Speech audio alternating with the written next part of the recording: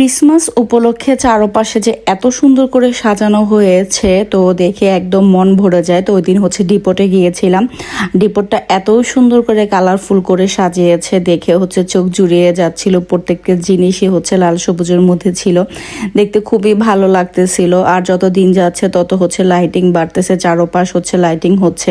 তো যেহেতু খ্রিস্টানদের খুব বড় একটা দিন এইটা, তো তারা তো এটাকে খুব ভালোভাবে সেলিব্রেট করে। আর যেহেতু খ্রিস্টান দেশে আছে তো এগুলি তো দেখি বরাবর আমরা, খুবই ভালো লাগে। খুব সুন্দর করে হচ্ছে সাজানো হয়েছিল। আর ডিপোটে কিছু কিনি বা নাই কিনি, তো ঘুরে ঘুরে দেখতেও বেশ ভালো লাগে।